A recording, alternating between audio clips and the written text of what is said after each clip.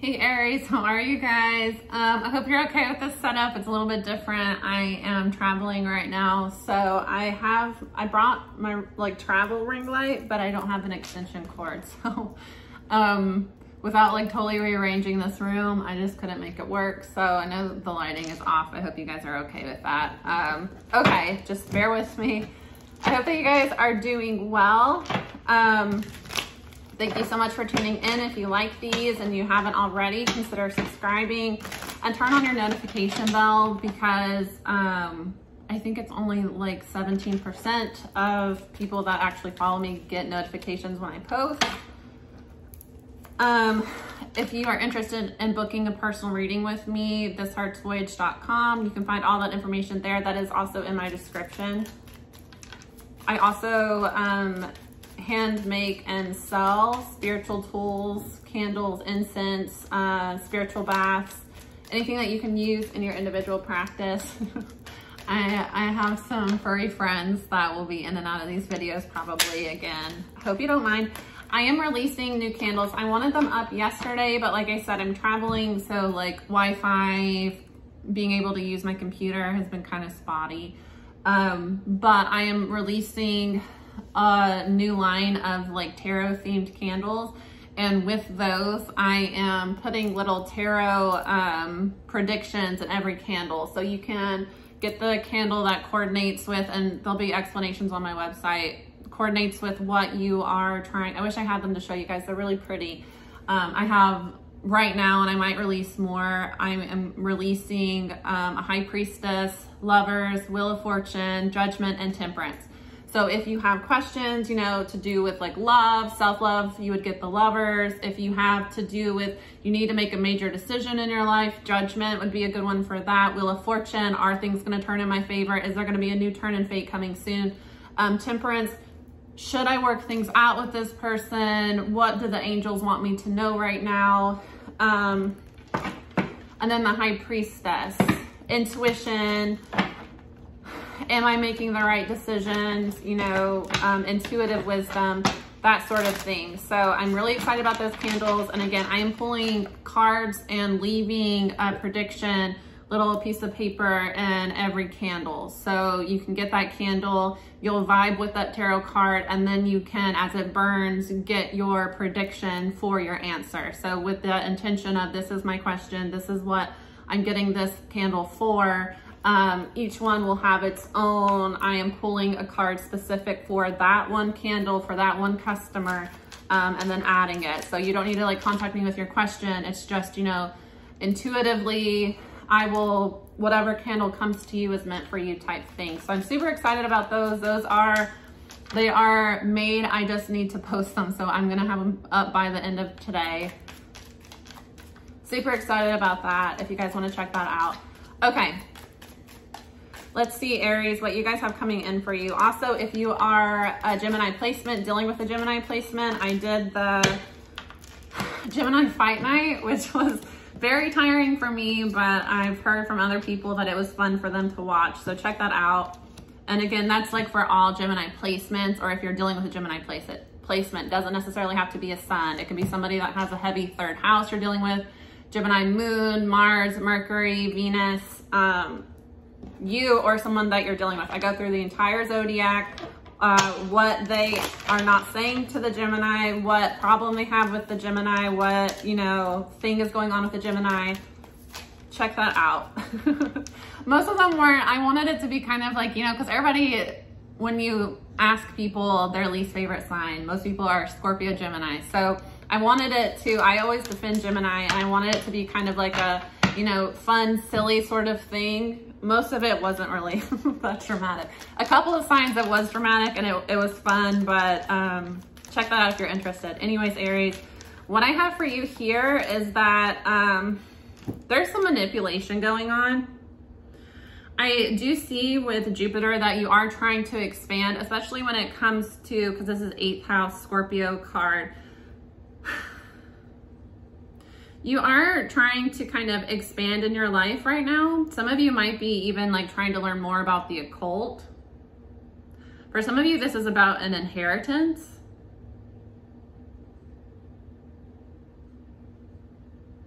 Also, you could be trying to get to know somebody on a deeper level, someone that you're considering possibly moving into a long-term partnership. But for some of you, it's like you've been manipulated in the past. I get that you're very adaptable, you're able to adapt to things. You have adaptability. There's a Taurus placement here, a Gemini, a Scorpio, Leo, and Aquarius. I get like emotionally, you try to adapt to others. You try to just go with the flow with others, but it's led to getting involved with people that talk about you poorly behind your back and that hide a lot of stuff from you. And I get that you've been manipulated a lot in the past. You've been pulled into drama. And you're just trying to detach from that now because you want better for yourself.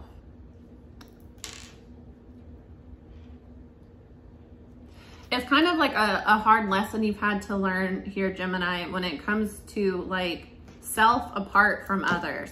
I get that you're somebody that tries to be adaptable. Again, you're somebody that tries to get along with others, but it's led to a lot of people, you know, this is like somebody walking on your back here.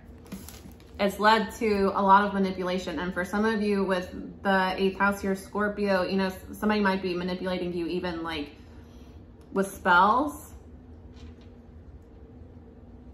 Might have been manipulated with like gossip in the past, somebody manipulating you emotionally.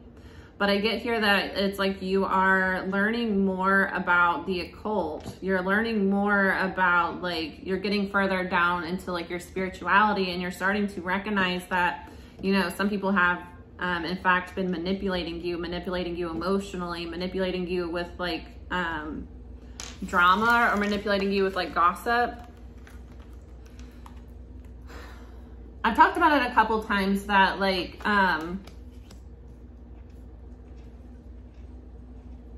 manifesting and like actual like witchcraft or craft are separate, two separate things, but manifesting goes hand in hand with like the manipulation of energies, manipulation of physical realities.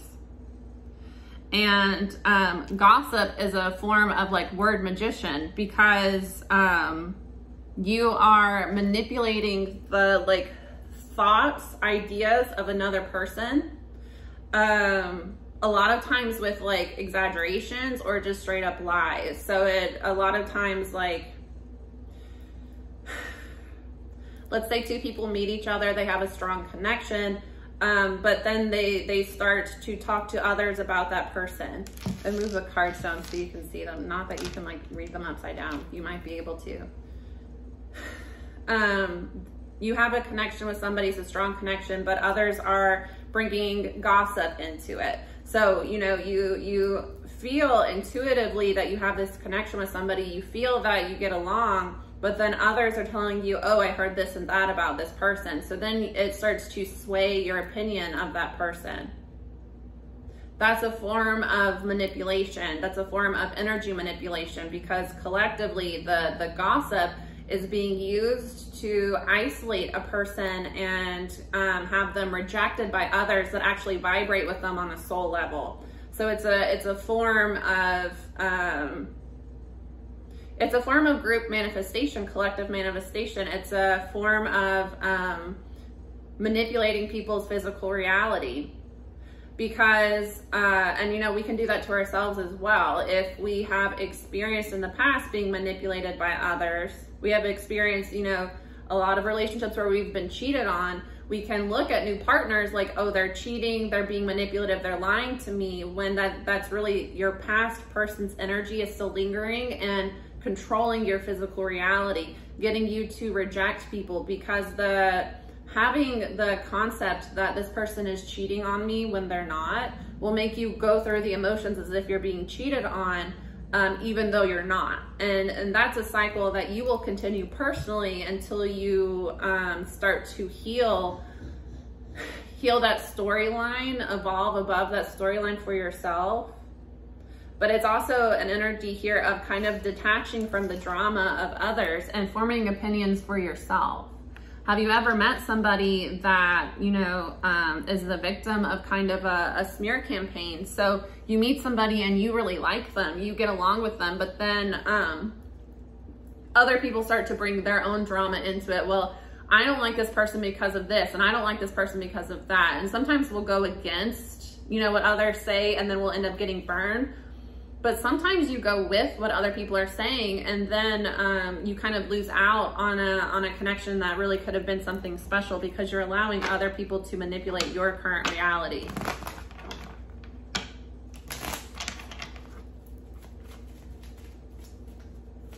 Let's see. Especially in terms of like expanding, because this is Jupiter and Scorpio with the manipulation. Jupiter is like the gas planet. It wants to expand, and it also brings like an energy of like joy. But with it in the 8th house here is an expansion of things that are hidden. So I just get here that somebody is trying to make sense of something that is kind of like hidden from them at this time. And it's an energy of trying to detach from the drama of others and being adaptable with your emotions. Because it's better to just kind of move through your emotions. If you're somebody that has experienced betrayal, relationship betrayal, cheating, unfaithfulness, it's normal that you're going to have to kind of feel that in any sort of romantic connection until you kind of move past that. So it's normal to be triggered by something, but as you heal, you'll start to recognize that that's a trigger. So you don't allow that emotion. You need to feel it. You've got to kind of like feel it and allow it to move through you and kind of see it for what it is, a trigger. It's not that this person that you're dealing with is a terrible person. It's that you have dealt with a lot of deceitfulness, manipulation in the past, and this person you're dealing with now is triggering you in some sort of way. And that's kind of calls for us to self-reflect on why I'm being triggered. Is this person actually doing something to warrant me cutting them off, distancing myself? Or is this an opportunity for me to self-reflect and maybe even communicate with this person depending on our relationship? If I need to communicate with them that like, hey, this is something I'm kind of sensitive about. Let's see. Yeah, it's an energy of kind of like fighting for yourself. Some of you have kind of been on a journey here trying to evolve from things that happened in your childhood. I get that for some of you, it's like you've been manipulated since childhood, and there's an energy where you kind of need to start to stand up for yourself and not allow other people to manipulate you. I mean, how many of us are called to live a life that is not in alignment with what our parents would have liked? And depending on your relationship with your parents, you know, you can have overbearing parents that are very much like, you know, this is the type of person I want you to date. This is the type of career I'd like for you to have. This is what I want for you. This is what I want for you. But at the end of the day, it's your own life. And you have to kind of set boundaries and be like, you know what? I respect your opinion, but it's my life. So, you know, your opinion, you have a right to make those choices for yourself, but that's not really what I want for myself. It's a journey here of starting to recognize that if you do want to expand in your life, if you continue to allow the manipulations of others, and some people are just manipulative and they don't even recognize it. Some people are like maliciously manipulative. Some people, it's just like they manipulate because this person, they want the best for you. But you have to keep in mind that everyone experiences reality differently. They experience it from their own perspective, their own experiences, you know, past experience that influence their current reality, and also their own beliefs.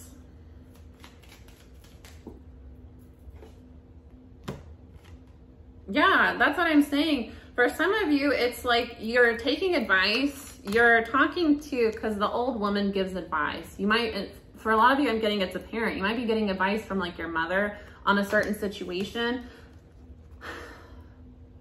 There's a romantic partnership here, and with faithfulness, you're talking to them about like loyalty, constellation, thought, waiting.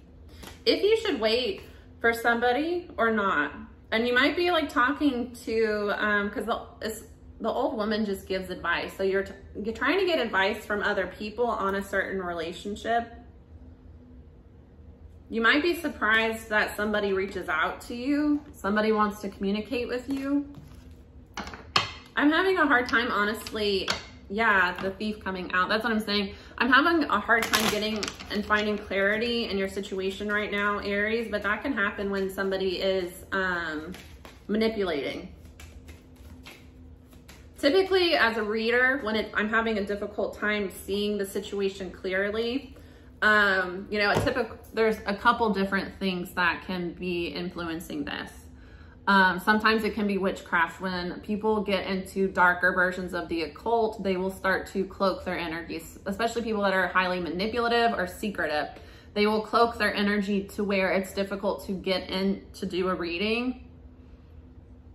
And it's not that we're spying, you know, this is your reading, but if somebody is trying to manipulate you, especially, they have to do spell work here. They have to do spell work on you, and then they have to do spells to conceal the work that they're doing. People are going to, it's not a situation where like me telling you honestly what people do is going to, they're going to do it anyway. You know, somebody that's dark and manipulative, they're going to find ways to be dark and manipulative anyway. Me telling you that this is what they're doing, yeah, it's going to give a couple people like you know, this is what I should go do. I'm not telling you how to do it, you know. Some occult secrets do need to be kept secret, but if somebody is using occult secrets to manipulate you and you're trying to expand your occult knowledge, that's something that you need to be aware of, that this is what people do. This is a part of witchcraft. It always has been. If you go back and do research on ancient witchcraft, a large part of it, and I've talked about this before, especially like in European, is detecting other witches, other magicians. And it's a part of finding out if somebody has done witchcraft on you, if somebody's laid a trick on you, or if it's just your imagination. With adaptability, that's what I'm telling you. For some of you, you have allowed the manipulations of others to get you to emotionally reject, push away somebody that's a good romantic partner for you. And for some of you, you're in sorrow now because you're starting to recognize that you misjudged the person, that they are actually a good fit for you and they're actually a really kind person, that you allowed other people to manipulate you emotionally with false storylines. You bought into a false storyline, and now you're starting to recognize that I need to actually start to stand up for myself because I allow other people to manipulate me. I allow other people to control me.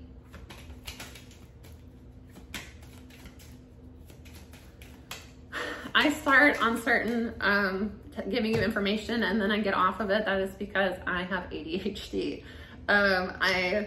It is both a superpower in doing this, and it makes it to where my readings can be jumpy. They jump around. It's the energy of fire, though. Other situations where it's hard to get into somebody's energy. People can ward their energy. People can conceal, cloak the work that they're doing. If somebody has warded their energy, it will make it to where if I'm trying to read on this certain person, it's not clear. I ward my own, and I encourage anybody that, I encourage everybody to do that.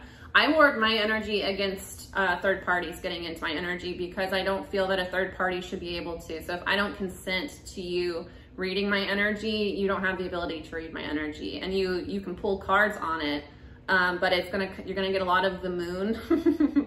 The moon is typically a card that comes out that this is not something, this is hidden from you. You don't need to know this. I word it. I make a special clause with my guides that if this is, because I am a person that believes if it's for the highest good. So I make a clause in my words that if I have a soul connection with somebody, or if it's in the best interest that this person has this information, they can have it.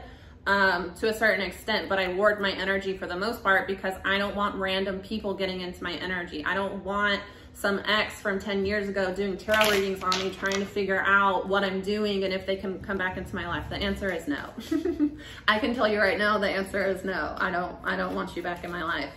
If it has been a major thing that you were cut off for good, for life, goodbye. other situations where it's hard to get into somebody's energy when they're closed off, and that's a personal reading. If I'm doing a personal reading with somebody and they are uncomfortable, they don't want me looking into their energy, it's hard as a reader. So when it's hard for me right now to get into your energy, for some of you, somebody is doing witchcraft and they're concealing the witchcraft that they're doing. So it is coming up that you have an enemy working on you. This has come out twice. You have an enemy that's trying to create drama for you. It might be a Leo placement, or they're doing this to a Leo placement. Or you're a third party trying to look into what's going on for the Aries, and you're being blocked right now because you don't need to know. It's not a personal reading, you know. Every general reading, it's every person that watches this, they're gonna get a piece of it, and not all of it's for you.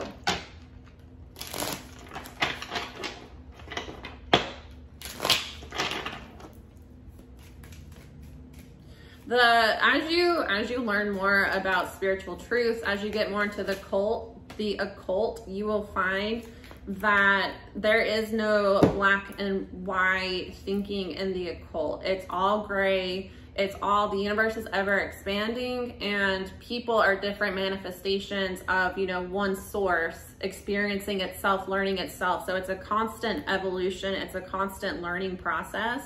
That's just life. So, you know, you can look into the occult and find contradictory things, you know, even like spell work.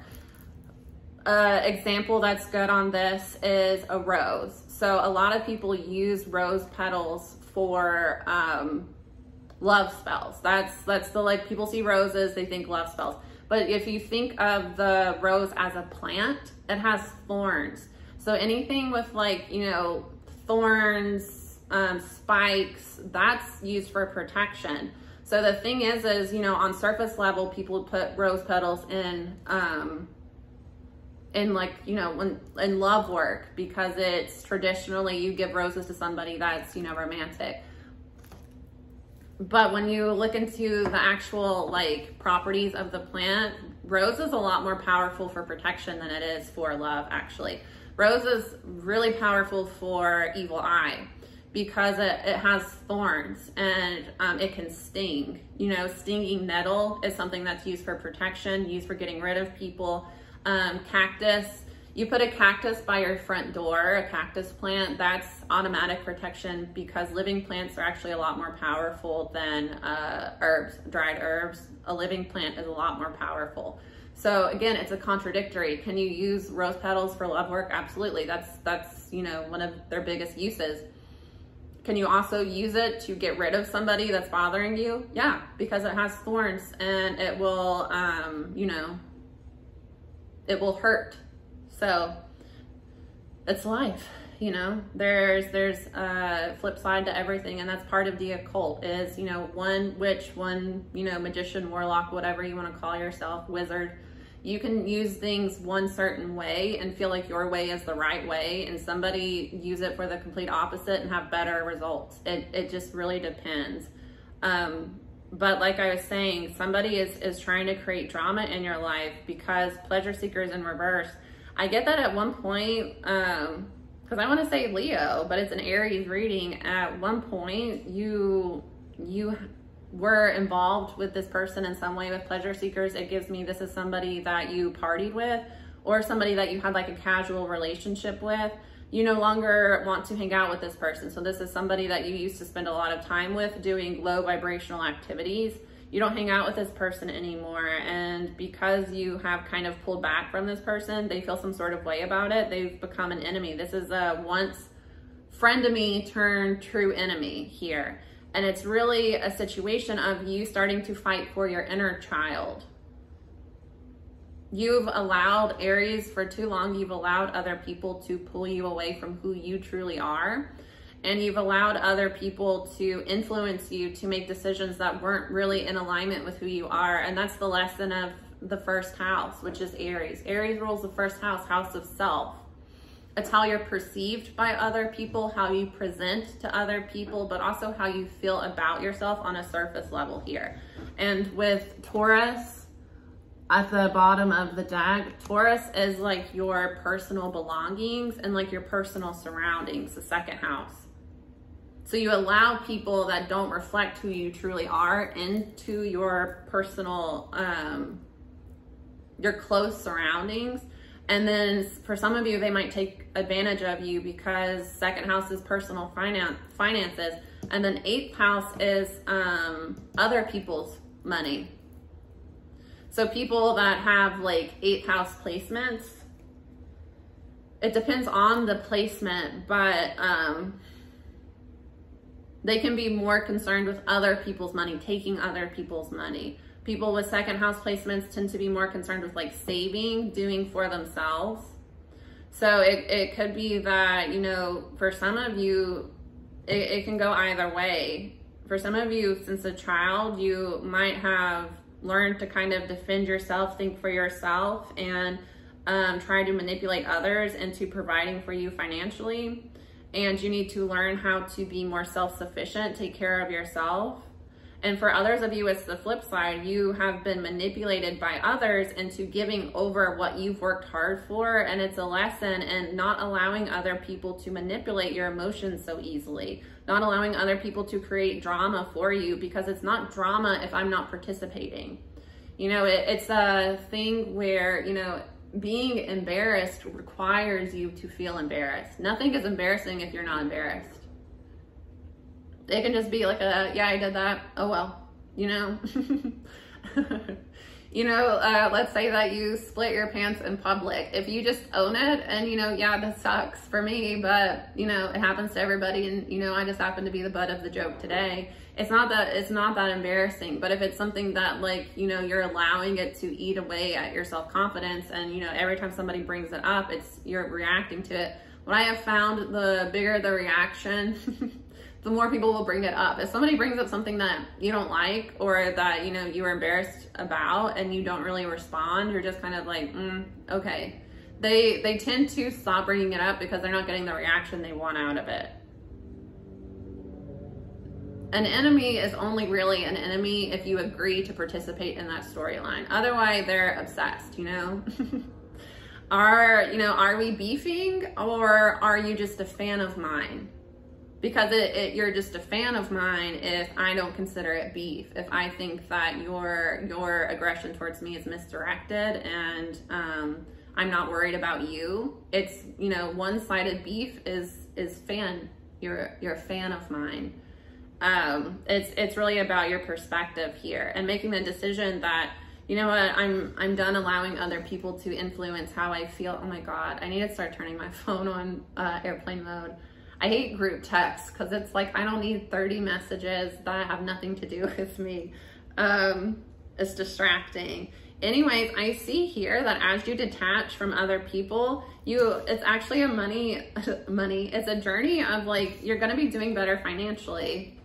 And again, it can go either way for some of you, because it's the second to the eighth house, you know, energy here. They're sister signs. Like I said, second house is your own personal belongings, your personal finances. Eighth house is the finances of other people. I hate this. I hate this. People are blowing up my phone right now, and I guarantee this has nothing to do with me. Especially with like this energy, child, and then soldier. Soldier is, you know, fighting for something. Again, it's an energy of not allowing other people to influence how you feel about yourself. Somebody's been feeding you a false storyline, and for some of you, it's one that's been fed to you from childhood. Either, you know, you're not good at things, you're only a pretty face, so you should focus more on, why is this happening to me? I'm sorry, guys. I have no control over my surroundings right now. I'm doing my best. For some of you, it's been an energy that you've kind of been in a position where you have relied on other people to kind of take care of you, and it's easy for people to manipulate you. That's why, like, financial abuse is one of the biggest parts of domestic abuse, because if you can't afford an apartment, you can't afford to move, I can control you. You know, if I'm the only breadwinner, I can abuse the hell out of you and you're more likely to stay because you don't have other options. Being able to like afford to take care of yourself is a really important part of independence, and also controlling your own life. Because like, you know, somebody having a poor opinion of you, if I have to rely on you financially, I have to tolerate your shit. If I can afford, you know, my own thing, I don't need you for anything. So if it becomes a part that you're draining me, this connection is a burden, I can say goodbye and do just fine on my own. So it's, or you're somebody that you have allowed people from your childhood to guilt you into feeling like you need to take care of them in some way, and that's, you're suffering financially because you're trying to take care of everybody financially. So taking control over your own life and detaching from this storyline that's been fed to you from other people puts you on a journey to doing better for yourself. It's an energy here that you're going to do better financially either way. Either you start to, you know, find ways to take care of yourself and stop relying so much on other people, and that way you don't really have to care about their opinions. If, you know, I only really have to care about how you feel about me, and business-wise, if you're paying me. You know, if you're a paying client, yeah, your opinion about the reading matters. Your opinion about the product or service that I'm providing for you matters to me because you have paid me, and I want to fulfill what you are hoping to get out of this, you know, within reason. If this is a free service I'm providing for you out of the goodness of my heart, if you don't like it, you can leave. It doesn't matter. You know, that's kind of how I approach tarot, and that's how on YouTube, and you kind of have to. I think when you first start out, you're overly concerned about subscribers. You're overly concerned about, you know, oh no, somebody disliked my video. As you get into it, you start to recognize that some people, most people that go out of their way to leave negative comments, to dislike videos, to hate on you, it's more so that they're unhappy with themselves and they're seeking attention from you because your attention means something to them. And in that case, you know, I don't need to drain my energy to get a view out of you. That's, you know, that's not even a penny for me. But if you've paid for a reading from me, I want to be able to fulfill what you were hoping to get out of a reading, you know, within normal reason, what I could provide for you. You know, some people are just unreasonable and demanding, and those are people that you don't really want as clients anyway. Anyways, guys, I hope that that was helpful. I know that that was kind of all over the place, but I'm getting somebody's energy is.